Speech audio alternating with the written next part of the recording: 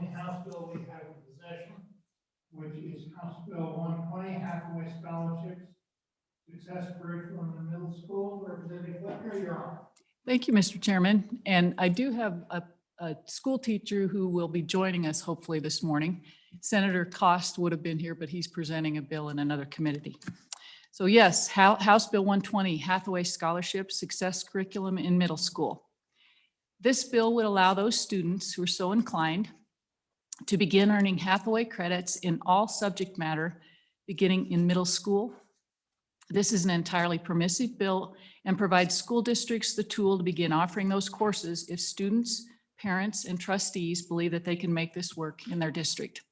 Presently, prior to 9th grade in Wyoming, a student can begin earning Hathaway credits in math, foreign language, CTE, and fine arts.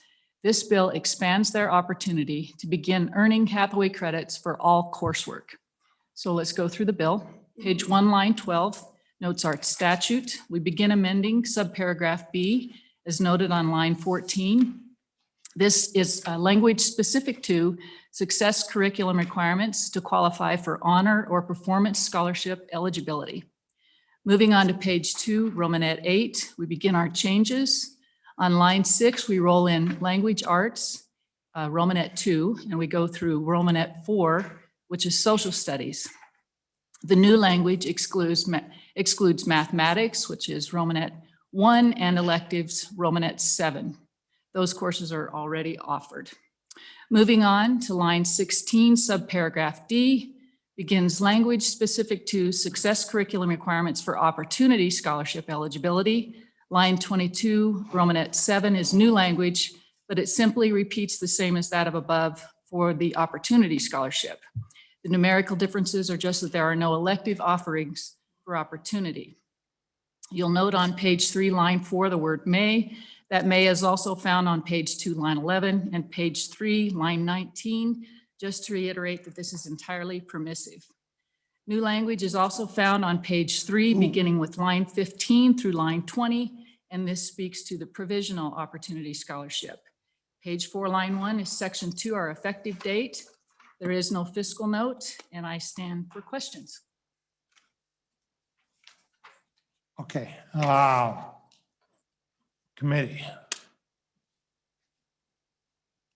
I'm going to have multiple questions, starting with these mays. Could you go back and review who it's permissive to? Mr. Chairman, it would be your district. If your trustees, if a child in a district felt like he was ready to be more challenged and wanted to take more coursework rather than what's presently allowed, and to begin earning his Hathaway credits, say in 7th or 8th grade, he would then go to his trustees, he and his parents, and they would ask if they had the ability to do this. It would be entirely up to the school board and the district. Okay. Let's go back and trace through one of them and make sure I understand that. Okay. Where did that issue occur first? The May? Yeah. Well, within each different scholarship opportunity, you have your 3 different levels of scholarship in Hathaway. And so the May would be permissive with each level of scholarship opportunity. I mean, opportunity, I'm using the word opportunity, even though that's one of the offerings within Hathaway. Okay. So,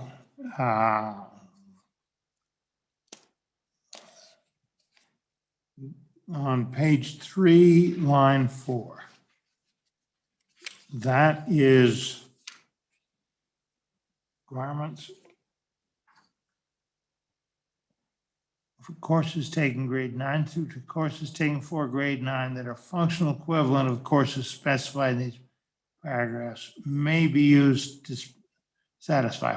Which paragraphs and what are they here? On page 3, line 4, that's related to the opportunity scholarship.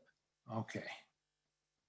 And I had, Mr. Chairman, I had emailed the committee just some information. It was a 1-sheet page on the Hathaway scholarship I don't know if you picked that up yet or not. I sent that last night.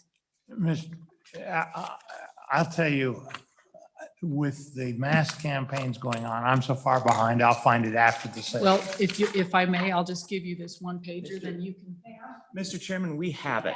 Yep. We have it Mr. Chairman, you have a stack of paper somewhere, Okay, somewhere in and there. it's a great stack of paper that helps out. There you go. Okay, there it is. Okay, we don't see these things till we get here. Okay, so.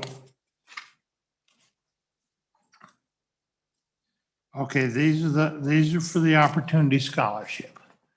And what requirements are we talking about? well, if you look on the one pager, you'll see within Opportunity, there's different levels of coursework that are required to Which meet. one pager where? There's so many one pagers. Sorry, it's the Hathaway Scholarships requirement. It's a one pager. It's just gives you a breakdown of the different scholarships within Hathaway. Okay, And under each of those, it provides you with the particular coursework requirements for each of those. so where it says language arts grade 9 through 12 only, they have to be at that level. Present, and Mr. Chairman, presently, you are allowed to start earning Hathaway credits in math, foreign language, CTE, and fine arts. Those are the only allowances at this point prior to ninth grade where a student could begin earning Hathaway credits. Okay, so math, Foreign language, foreign language, and CTE, yeah, And- career technical, and fine arts. okay, And what this bill does is it expands that. So whatever your high school course offerings are presently from 9th through 12th grade for Hathaway Scholarship in all the 4 levels, this bill would allow a 7th grader and an 8th grader to begin taking those high school courses if they felt like they were ready to take more advanced coursework. And they could begin earning their Hathaway credits sooner in middle school. okay. Mr. Chairman? Senator Office. Thanks, Mr. Chairman. As a little bit of background, you'll recall that we've been doing this with math for quite a long time, and then we added language Yes, I can sometime remember. thereafter. And the key language on page 2, line 10, this is existing language, is that these courses are the functional equivalent of courses specified. And it's always been the may. So it's actually not a change in any policy other than an addition of the reflected paragraphs, where these paragraphs that are being referenced are the paragraphs that now also would refer to language arts, social studies, and science. But the functional equivalent gets to a decision by the Board of Trustees that has to be worked through the State Department of Education to validate the functional equivalency. That's the current practice. And nothing changes here with regard to that practice that I see. So I would anticipate that if a district wanted to, for example, provide a social studies course in 8th grade, they would have to be able to demonstrate to the Department of Education that it was the functional equivalent. That would check the box. And then that 8th grader would be able to, or those 8th graders would potentially be able to sort of bump up. Okay, so for the functional equivalent course has to be available. Correct. And then the 8th grader has to decide to take it. Correct. Correct. So the May is in part a choice of the 8th grader and in part a choice of the State Board of Education. Correct. That's how it is now. The school district supervised by the State Board of Education is the way it works now. Correct. Okay, now I think I'm understanding because it wasn't clear to me at all who had the choice Yeah, here. Mr. Chairman, it's all in language, unfortunately, that we don't have in front of us. But it is in this stack of paper. It's just. Yeah, but we it's- didn't have that it's in hard to front of work us through. until right now either. Exactly. Hard to work through without seeing that. Okay. Committee, any other questions? Let me ask one. The instinct in education is too often to just dumb down any kind of requirement that there is. Is this doing that? Are they really going to get the functional equivalent? Mr. Chairman, I will quote you verbatim from Kari Akins with the WDE, and she may even be on virtually as well, but she had stated, the current statute allows functional equivalents taken before high school to count for the success curriculum in limited content areas. So the process necessary for this bill to be implemented is already incorporated in the Chapter 38 rules. Chapter 38 rules define functional equivalent as a course approved by the Wyoming Department of Education that addresses the same content standards and substantial components of a named course within the success curriculum. Therefore, a course watered down to the middle school level could not count towards the success curriculum because the course must teach the high school standards to count for Hathaway. So no, it could not do what you just suggested. Okay, theoretically, it could not. Mr. Chairman? I'll be right to you. My concern is that I can see it working for math, where what level you've learned is much more objective. The same thing with foreign languages to a degree. Does it work in some of these other courses is the question in my mind. Senator Ruffus. Thanks, Mr. Chairman. And I was just going to reference that you're right, it's pretty easy in math. Foreign language, I think, is a bit more of a challenge, but again, you know, my kids did foreign language in junior high school. That counts, and it meets the requirements, and they go in. And then the fortunate thing, I think, with foreign language is that it's in a series, so you get to see whether whether you hit or not, and it might be a challenge, but at the same time, it does come down to solid language of required rigor, and we struggle with this with dual and concurrent enrollment too, trying to make sure that our AP courses and our concurrent dual enrollment courses are of the same rigor as the university. It's not going to be perfect because we haven't hit perfect yet, but I think it's reasonable because it just allows these students the potential to start in early and still get credit for it, and then expand outwards afterwards if they can in a lot of different areas. So. Committee.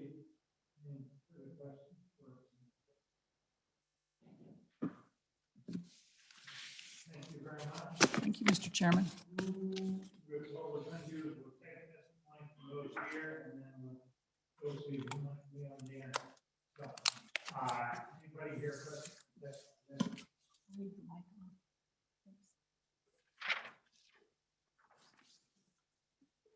Good morning, Mr. Chairman and members of the committee. I'm Lisa Johnson here on behalf of the Wyoming Association for Career and Technical Education. And we have advocated for flexibility in the Hathaway Success Curriculum. And we think that this just allows more students the opportunity to take those advanced courses earlier on, so that then they have the chance to pursue other career interests and career exploration as they continue through their high school career. We think this bill is cost effective. It maximizes the equipment and the facilities and the courses that are available in the school districts. And I know that this is expanding beyond CTE, but we found that with the allowing students to take the CTE courses earlier on, it's really been a benefit because some of our larger districts are turning away upwards of 1,000 students from CTE courses. And so this just allows students from districts of all sizes to really pursue their career interests. And it's going to just develop a stronger workforce to meet the demands of business and industry. So I'm happy to answer any questions.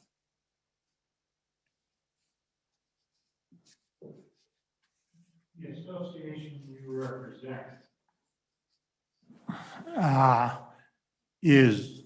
is that association, what's it made up of? Mr. Chairman, the Wyoming Association for Career and Technical Education has about 200 members statewide, and they are the secondary and post-secondary educators in career and technical education fields. And then we also have a strong support from business and industry members as well. And you're saying that the high schools are turning away a lot of CTE students currently?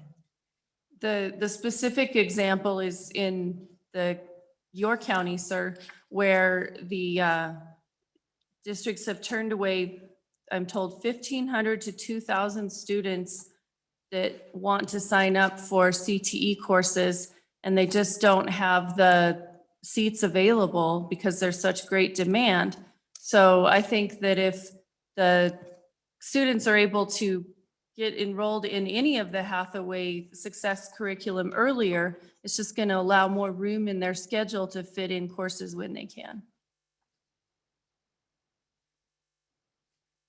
It doesn't compute there. We've got those marvelous buildings that were built at great expense.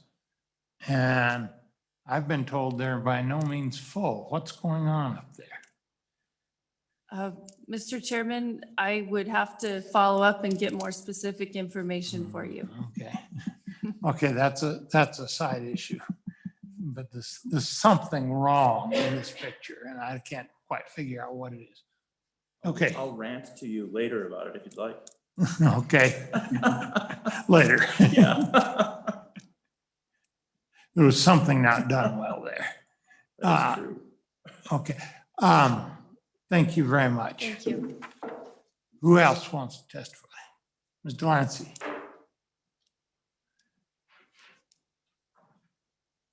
Thank you, Mr. Chairman, members of the committee. My name is Cindy Delancey. Pleasure to see you this wonderful Monday morning. I too stand in support of this legislation, as does the Wyoming Business Alliance, of which I am the president and CEO of. As you know, the Business Alliance, one of our main priorities is workforce development and making sure that we have the proper pieces in place to make sure that Wyoming's economy remains robust and competitive with our neighbors. Taking these steps, such as what Chairman Flitner has brought to you today, helps us continue to broaden that base for CTE experiences for our students. So also, by having this early on really goes to the heart of what we've been spending a lot of time talking about this session as far as efficiency in our education system. So for those reasons, we stand in strong support of Chairman Flitner's efforts, and we'd love to see those buildings, particularly in Natrona County, full with CTE students. Thank you, Mr. Chairman. Any questions? I've got one. Yes, Mr. Chairman. What risks are we running that the equivalency won't be the same and we'll be watering down the requirements too much? Mr. Chairman, in response to that question, I think there's risk with trying anything new always. There might be some hiccups along the way, but I think the beauty of what Chairman Flitner's brought is that, each district has that option to, the maze kind of give the opportunity for people to right size and make something that's fit for purpose within their district. Clearly something in Senator Rothfuss's district might look a little different than in your district, Mr. Chairman, and by having the ability to have, that 30,000 foot instruction, but giving people the opportunity to tailor something that's fit for purpose for their communities is really, I think, mitigates those risks. Okay. Yeah. Thank you very much. Thank you, Mr. Chairman. Anybody else? Anybody else? Mr. DeCaria, you? Okay. LSO, who have we got on the internet? Mr. Chairman, you have Kari Akins with the Department of Education and Mr. Zach Ops. Okay, let's hear from Department of Education first.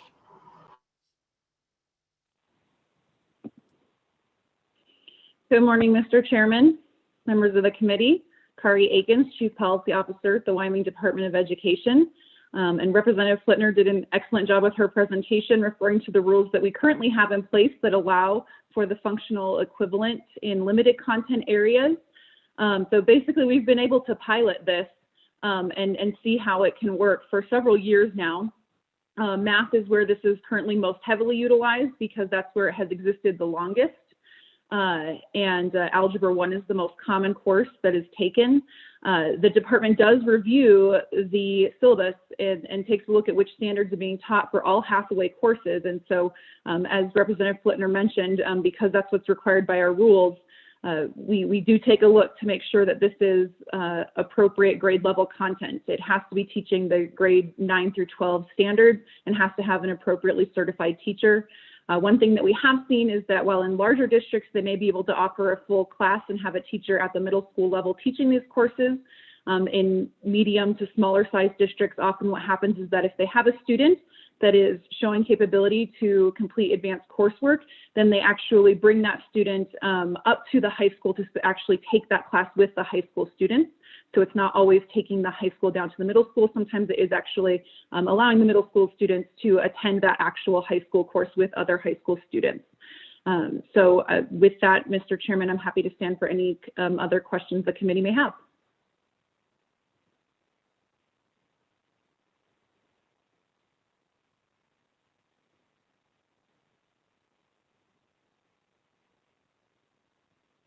Across the state as a whole, what percent of the students go up and then take an actual course in the high school? Mr. Chairman, that is a smaller percentage. The majority of students that do take advantage of this are in larger districts where a high school teacher teaches a middle school level course at the middle school.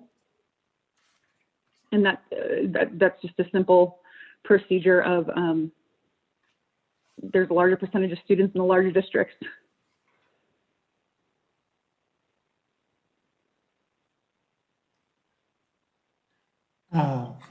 Any other questions? Okay. Thank you very much. Who else wants to speak to this? Thank you, Mr. Chairman. Okay. Yes, committee, Mr. Chairman. Thank you. My name is Zach Ops. I am actually a teacher, and I'm not representing my district today, but I'd like to speak in behalf of my students in support of this bill. I actually teach one of these high school level courses that we're talking about to middle school students. And they have asked me point blank, if I learn the content in middle school, but it is a high school class, why does it matter when it happened? And quite frankly, I don't have a good answer for them. I think it's a valid question because the content that we're talking about isn't one of these math or foreign language courses.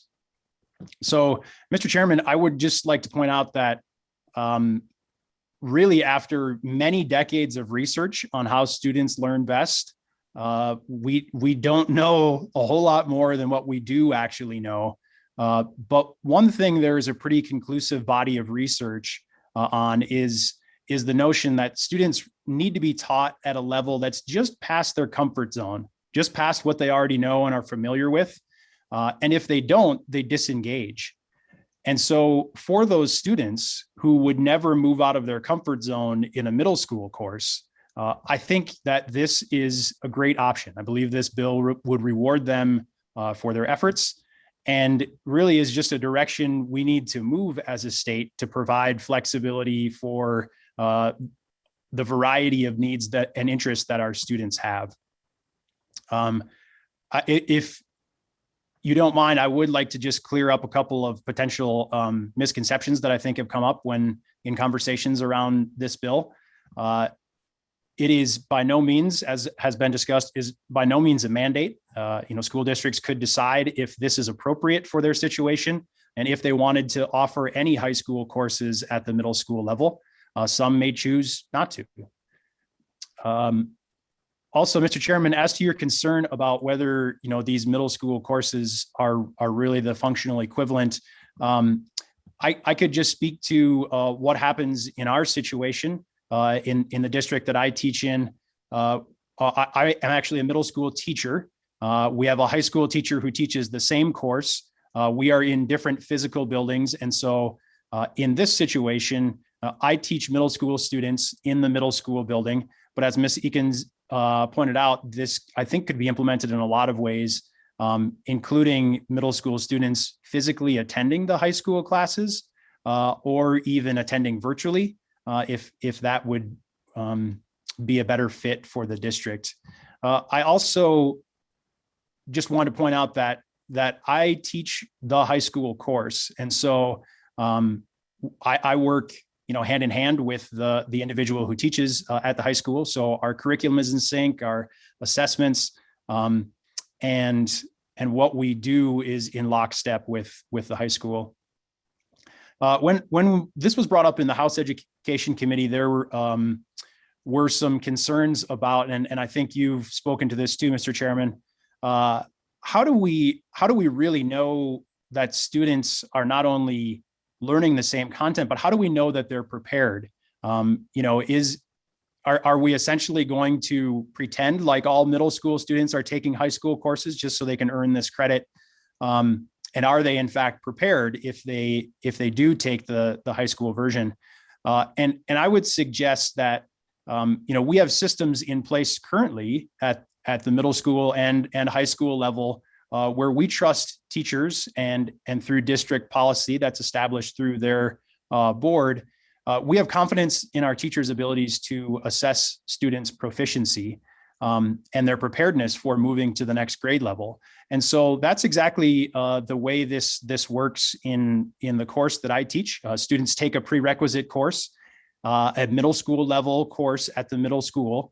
And if and only if they demonstrate proficiency in that middle school course, are they eligible then to take the high school course while in middle school? And I think each district has their own way of doing that. Each content area perhaps has a unique way of doing it. So as Senator Rothfuss pointed out, there might be more challenge to do it in particular areas. It might be more challenging to do it in areas other than math and foreign language. But that's essentially what we've hired and entrusted our teachers to do is to determine whether students are ready to advance, and be prepared for the content that comes next. And lastly, Mr. Chairman, I'd just like to point out that the way I interpret this bill, that school districts would have full and complete local control, over whether these opportunities make sense at all, and how they are delivered as we've discussed. So certainly not a mandate in any form, but just opening up this possibility in situations where it would be beneficial. Thank you for your consideration, committee and Mr. Chairman. I'd welcome any questions you have. Questions? Question. I will comment that what you said about it, people doing best if they're just a little bit outside their comfort zone, that rings true to me, that you always want a challenge and that the people do best when they're challenged a bit. So thank you very much. Anybody else? Is Boyd Brown there? LSO? Yes, Mr. Chairman, I can bring him into the room for you. Okay.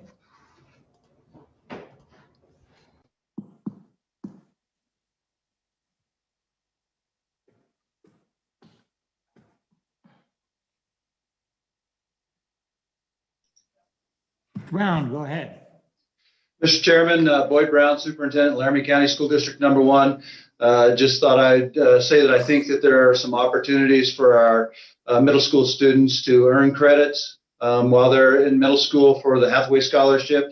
Again, I don't think that would change any of our work that we're doing with graduation requirements and those things. And just want to say that I support the bill, and it is permissive. Each district would have to work on it on their own to get the courses where they needed them to be.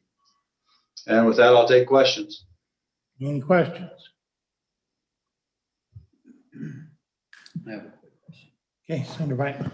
Thank you, Mr. Chairman. Mr. Brown, what's kind of bouncing around in my head is this, we've heard a lot of talk this session about, is it uniform? Is it equitable? And hearing that this is a may and not a shall, and that some small districts may have a hard time doing this or not even want to do it, does that put those students in the small districts at a disadvantage academically compared to those students in a larger district who have this opportunity? Is that equitable and uniform in your mind?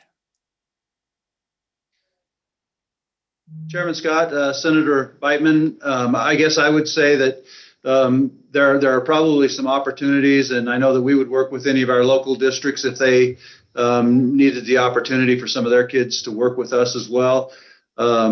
Is it going to be totally uniform and equitable? It probably won't. I know that there are districts that are ready to do that, other districts that are probably not ready to do it. I would tell you that Laramie 1's not ready to move that route. It would probably take a couple, 3 years to get where we had the opportunity to offer some of those classes at the middle level.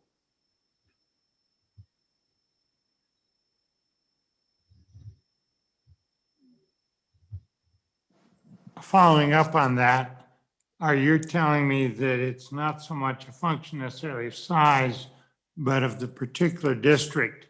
And maybe some smaller ones will go ahead and by putting the students actually in a high school class, larger district like yours is not able to do that, would have to develop special courses and isn't quite ready yet in your case. Is that a fair statement? Mr. Chairman, that's kind of how I'm looking at it right now. Okay, so there were likely to be some inequities, but they aren't systematic. They depend on the particular circumstances in individual districts.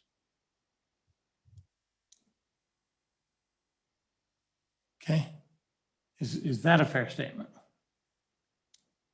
Yes, sir. Okay. At what point in your judgment do we have to think maybe our requirements aren't rigorous enough at the high school level, if they can be moved down to the middle school that readily? And we need to strengthen the high school requirements. Mr. Chairman, I think that we have very rigorous standards for our students, and I would say that looking at the way our students score on the NAEP, being one of the top 6 in the nation, that our state assessment is very rigorous, and that we try to do a very rigorous job. I don't think that we can push those standards down for every middle school student. I think it would be for only those middle school students who are interested in trying to get ahead at the middle level. And it's the opportunity to differentiate our instruction for those students who are advanced in whichever area they're advanced. And I would warn you that our recalibration consultant was pretty blunt about just being above the national average, not being very satisfactory. And looking at particularly at the NAEP and the YTOP assessments. So, any other questions? LSO, is there anybody else? Is there anybody else here? No, Mr. Chairman. Representative Flitner, do you want to say anything more?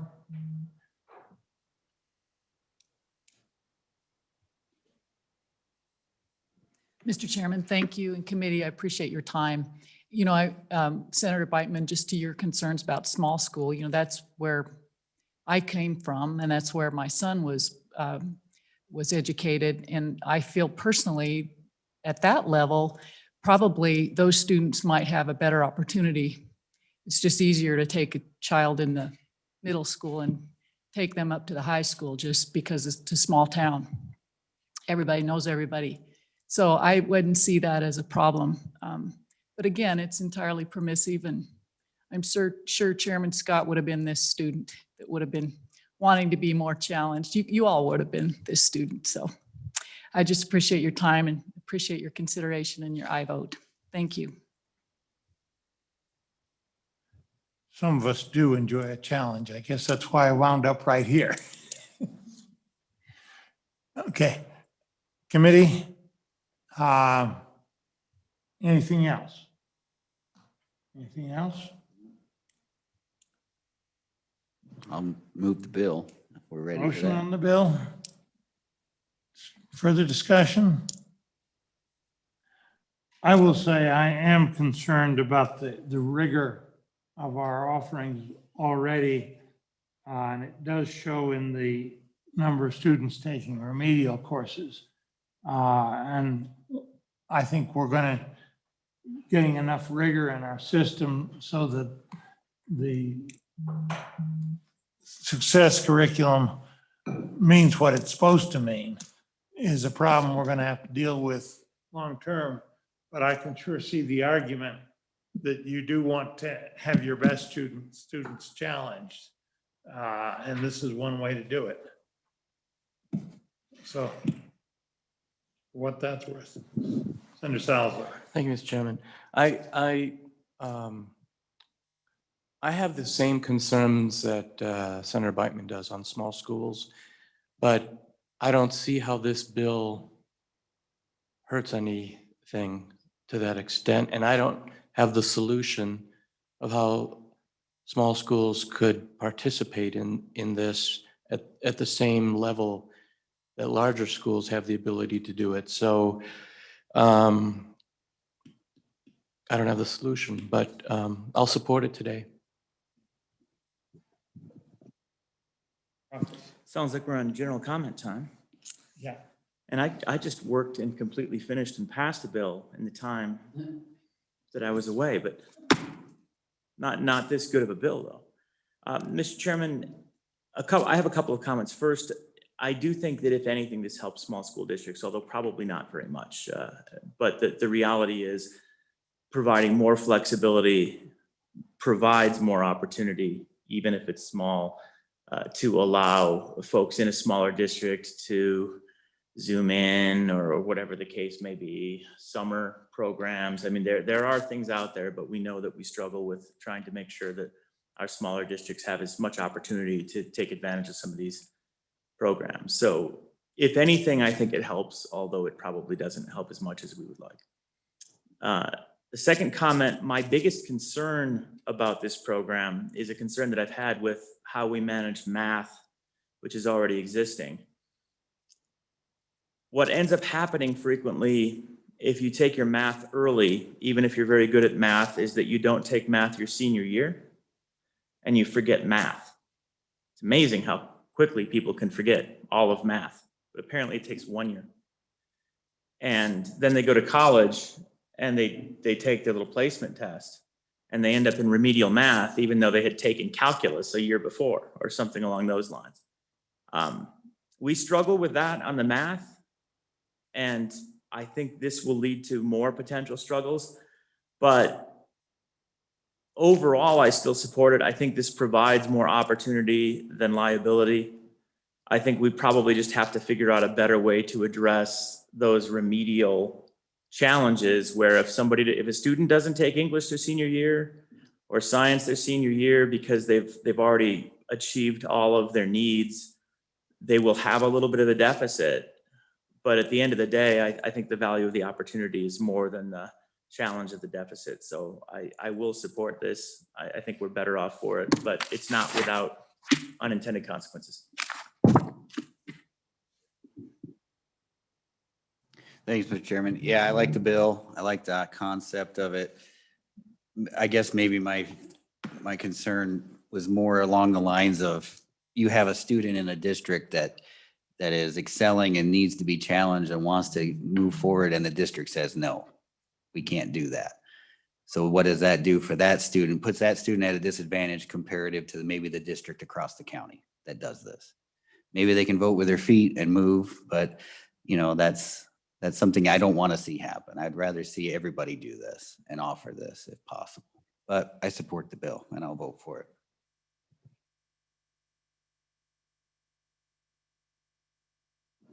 I am in general concerned that we've broadened the success curriculum so much and maybe it's lost its focus. And at some point, I think we're going to have a review of the whole success curriculum.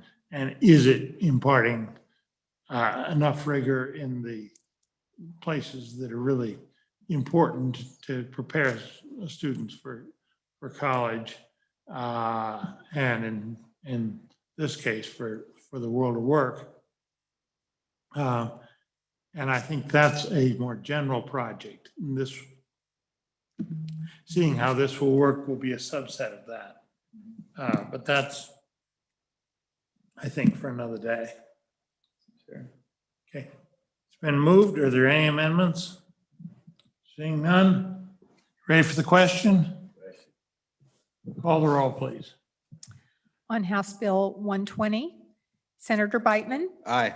Senator Ellis excused, Senator Rothfuss, Aye. Senator Salazar, Aye.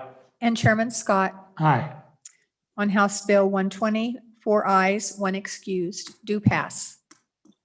Okay. Very good. Thank you.